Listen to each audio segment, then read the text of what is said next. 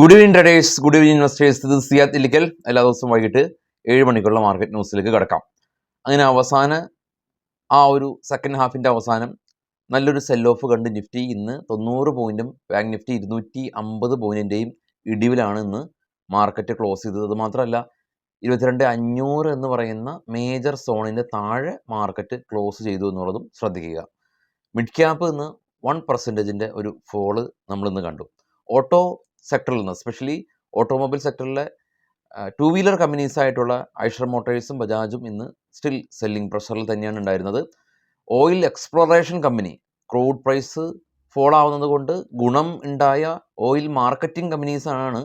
Oil exploration company ONGC ഇന്ന് 3% ഇടിവ് രേഖപ്പെടുത്തി. റിലയൻസ് ഓയിൽ എക്സ്പ്ലോറേഷൻ കമ്പനിയും ഓയിൽ മാർക്കറ്റിംഗ് കമ്പനിയാണ്. അതുകൊണ്ട് തന്നെ റിലയൻസിൽ ആ ഒരു ഫോള് ഉണ്ടായില്ലായിരുന്നു കഴിഞ്ഞ 2 ദിവസമായിട്ട്. കൂടാതെ റിലയൻസിന് ഒരു അപ്ഗ്രേഡും കിട്ടിയിരുന്നു. അതുകൊണ്ട് കഴിഞ്ഞ ആഴ്ചയിലെ വ്യാഴം വെള്ളി ദിവസങ്ങളിൽ മാത്രം റിലയൻസ് ഏകദേശം 7% റാലി രേഖപ്പെടുത്തിയിരുന്നു. ഇന്ന് മിഡ് ക്യാപ്പ് സ്റ്റോക്കുകളിൽ 1% ഫോള് കണ്ടു. മിഡ് ക്യാപ്പ് സ്റ്റോക്കുകളിൽ Titagarh rail, KEI industries, Birla soft, കേരളത്തിൽ നിന്നുള്ള കല്യാൺ ജ്വല്ലേഴ്സ്, CG പവർ തുടങ്ങിയ കമ്പനീസിൽ കനത്ത സെല്ലിംഗ് പ്രഷർ കണ്ടു. BSE കമ്പനി ഇന്നും ഫോള് രേഖപ്പെടുത്തി. NSEയുടെ എല്ലാം തന്നെ ഈ എക്സ്പയറി ഓപ്ഷൻ്റെ എക്സ്പയറീസ് എല്ലാം തന്നെ വ്യാഴാഴ്ചയിൽ നിന്ന് തിങ്കളാഴ്ചയിലേക്ക് April 4 മുതൽ മാറ്റുന്നതും കൂടാതെ തന്നെ ഡൗൺഗ്രേഡ് കാരണം കൊണ്ടും BSEയും ഇന്ന് ഫോളിൽ ഏർപ്പെടുത്തി. കൂടാതെ IRDA സ്റ്റോക്ക് ഇന്ന് 4% ഒരു ഫോള് കണ്ടു. നേപ്പാളിൽ ഇവരുടെ പ്രൊജക്റ്റ് RBI റിജക്റ്റ് ചെയ്ത കാരണം കൊണ്ട് IRDA ഇന്ന് ഫോളിലായിരുന്നു.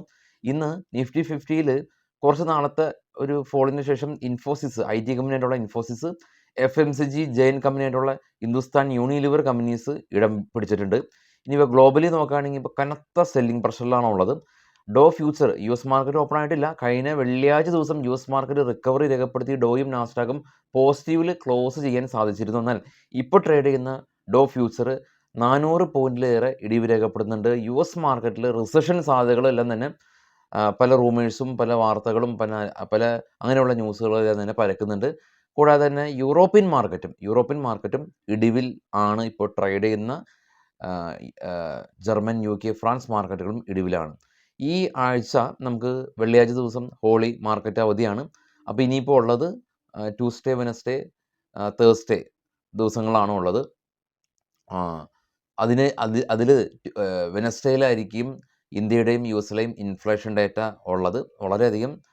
വളരെയധികം ഇത്തവണയാണെങ്കിൽ US-ലും ഇന്ത്യയിലും ഈ ഒരു പണപ്പെരുപ്പ നിരക്ക് എന്ന് പറയുന്നത് വളരെയധികം ഇമ്പോർട്ടൻ്റ് ആയിട്ടുള്ളൊരു ഡേറ്റയാണ്. കഴിഞ്ഞ തവണ ജെറോം പവൽ US-ലെ സെൻട്രൽ ബാങ്ക് തലവൻ പറഞ്ഞിരിക്കുന്നത് US എക്കണോമി സ്റ്റേബിളാണ്, എന്നാൽ ഈ റേറ്റ് കട്ടെല്ലാം തന്നെ വരുന്ന എക്കണോമിക് ഡേറ്റേനെ ആസ്പദമായിരിക്കും ഉണ്ടാവുക. ഇന്ത്യയിലും സ്ഥിതിയാണ് അതാണ്. ഇന്ത്യയിലും ഇൻഫ്ലേഷൻ ഡേറ്റ, ഇന്ത്യയിലെ നമ്മളുടെ interest rate 25 base point cut ചെയ്തതിന് ശേഷം വരുന്നതാണ്. കൂടാതെ തന്നെ GDP കഴിഞ്ഞ ക്വാർട്ടറിൽ റിക്കവറി രേഖപ്പെടുത്തി.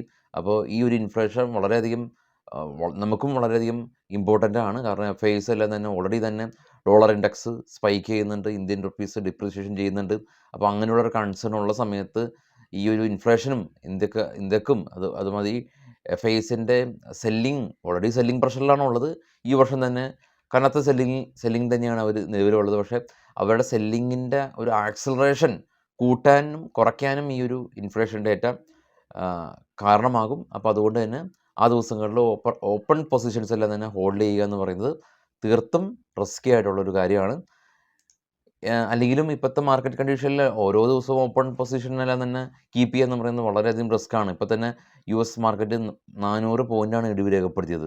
കാണാം ഗ്ലോബൽ മാർക്കറ്റിൽ ഏറ്റവും താഴെ FTSE UK market 0.73% fall, CAC 40 France market 0.62% fall, അതിന് മുകളിൽ ഡാക്സ് ജർമ്മൻ മാർക്കറ്റ് 1.44% ഫോള്. ഇന്ന് ഇന്ത്യ വിക്സ് 3.86% സ്പൈക്ക് ചെയ്ത് 13.98. ഡോ ഫ്യൂച്ചർ കാണാം ഓൾറെഡി തന്നെ 1% ഇടിവ് രേഖപ്പെടുത്തി. ഓൾമോസ്റ്റ് 500 പോയിൻ്റാണ് ഇടിവ് രേഖപ്പെടുത്തിയിട്ടുള്ളത്. ഏഷ്യൻ മാർക്കറ്റിൽ വലിയ പ്രശ്നങ്ങളുണ്ടായില്ല. ഏറ്റവും ടോപ്പിലേക്ക് പോകുകയാണെങ്കിൽ ബിറ്റ്കോയിൻ $1,700 ഇടിവോട് കൂടിയിട്ട് സ്പോട്ട് ഇപ്പോൾ ട്രേഡ് ചെയ്യുന്നത് $82,000. ബ്രന്റ് ഓയിൽ $70, തൊട്ട് താഴെ ഗോൾഡ് $4 പെർ ഔൺസിന് ഇടിഞ്ഞ് $2,906 എന്ന നിലയിലാണ് ഇപ്പോൾ ഗോൾഡും ട്രേഡ് ചെയ്യുന്നത്. ഇനി നമുക്ക് കുറച്ച് സ്റ്റോക്കുകളുടെ സ്പെസിഫിക് ആയിട്ടുള്ള ന്യൂസിലേക്ക് പോകാം. സ്റ്റോക്കുകളുടെ വാർത്തകൾ മാത്രമാണ്, ഇത് ബൈസെൽ റെക്കമെൻഡേഷൻ അല്ല. അനുപം രസായൻ കമ്പനി 922 കോടി രൂപയുടെ ഒരു ഓർഡർ കൊറിയൻ ബേസ്ഡ് ആയിട്ടുള്ളൊരു കമ്പനിയായിട്ട്, കൊറിയയിലുള്ള ഒരു സ്പെഷ്യാലിറ്റി കെമിക്കൽ കമ്പനിയായിട്ട് സൈൻ ചെയ്തു എന്നുള്ള വാർത്തകളുണ്ട്. നവരത്ന കമ്പനിയായിട്ടുള്ള SGVN കമ്പനി അവർ 9,500 കോടി രൂപയുടെ പമ്പ് സ്റ്റോറേജ് പ്രൊജക്റ്റ് ചെയ്യാനായിട്ട് കമ്പനിക്ക് ഒരു ഓർഡർ കിട്ടിയതായിട്ടുള്ള ന്യൂസ് ഉണ്ട്. Zydus life science company US drug control authority അവരുടെ പുതിയ ആൻറ്റി ഫംഗൽ ഷാമ്പൂവിന് അംഗീകാരം കൊടുത്തതായിട്ടുള്ള ന്യൂസ് ഉണ്ട്. ഹിന്ദുസ്ഥാൻ അഡ്ഹസീവ് കമ്പനി ഇന്തോനേഷ്യയിൽ അവരുടെ ബിസിനസ് എക്സ്പാൻഡ് ചെയ്യാനായിട്ട് കമ്പനി തീരുമാനിച്ചു.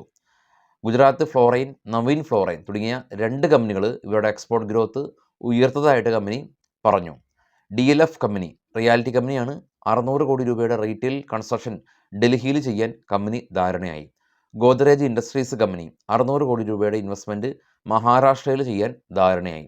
ബോഡൽ കെമിക്കൽ കമ്പനി ഇന്ന് നല്ല റാലി ഉണ്ടാക്കിയ കമ്പനിയാണ്. ഇതിനൊരു ന്യൂസ്, ബോഡൽ കെമിക്കൽ കമ്പനിയാണ് സംബന്ധിച്ചുള്ള ന്യൂസ് ഉള്ളത്. ഇന്ത്യ TCCA പ്രൊഡക്റ്റിൻ്റെ ഇമ്പോർട്ട് ഡ്യൂട്ടി ഉയർത്തി. ഈ സ്വിമ്മിംഗ് പൂൾ ക്ലീനിങ് അങ്ങനെയുള്ള വാട്ടർ ട്രീറ്റ്മെൻറ്റിന് വേണ്ടിയിട്ട് ഉപയോഗിക്കുന്ന ഒരു കെമിക്കൽ സബ്സ്റ്റൻ്റാണ് TCCA എന്ന് പറയുന്ന ഒരു കെമിക്കൽ സബ്സ്റ്റൻറ്റ്. അപ്പോൾ അതിൻ്റെ ഇമ്പോർട്ട് ഡ്യൂട്ടി ഉയർത്തിയത് നിലവിൽ ഇന്ത്യയിൽ ഈ പ്രൊഡക്റ്റ് മാനുഫാക്ചർ ചെയ്യുന്നത് ബോഡൽ കെമിക്കലാണ്. അപ്പോൾ ആ ഒരു കമ്പനിക്ക് നേട്ടം ഉണ്ടായി എന്നുള്ളതാണ്. അതുകൊണ്ടാണ് ഈ സ്റ്റോക്കുകളെല്ലാം തന്നെ ലോങ് ടൈം ഹോൾഡ് ചെയ്യുമ്പോൾ അൺഎക്സ്പെക്റ്റഡ് ആയിട്ട് ഇങ്ങനെയുള്ള ന്യൂസുകൾ ഉണ്ടാകുമ്പോഴാണ് ആ ഒരു സ്റ്റോക്ക് അന്നത്തെ ദിവസം 10-15% റാലി രേഖപ്പെടുന്നതും അടുത്ത ദിവസം അത് അപ്പർ സർക്യൂട്ടിലൊക്കെ ഓപ്പൺ ആവുന്നതും. ഇതിൻ്റെ ഉപയോഗം കിട്ടാൻ വേണ്ടി ഈ സ്റ്റോക്കുകൾ, ഇപ്പോൾ ഒരു എക്സാമ്പിളാണ്, ഇതുപോലുള്ള സ്റ്റോക്കുകൾ നമ്മുടെ ഹോൾഡിങ്സിലുണ്ടാവണം. അപ്പോൾ അങ്ങനെ ഹോൾഡിങ്സിലുണ്ടാകുമ്പോൾ നെഗറ്റീവായിട്ടുള്ള ഇമ്പാക്റ്റുകളുണ്ടാവും. പക്ഷേ സ്റ്റിൽ ലോങ് ടൈം നിക്ഷേപകരെ സംബന്ധിച്ച് ആണ് ഒരു വലിയൊരു വെൽത്ത് ക്രിയേഷൻ ഉണ്ടാകുക. അപ്പോൾ അത് ഓർമ്മിപ്പിക്കുന്നു. അപ്പോൾ എല്ലാവർക്കും ശുഭരാത്രി നേരുന്നു. Thank you all.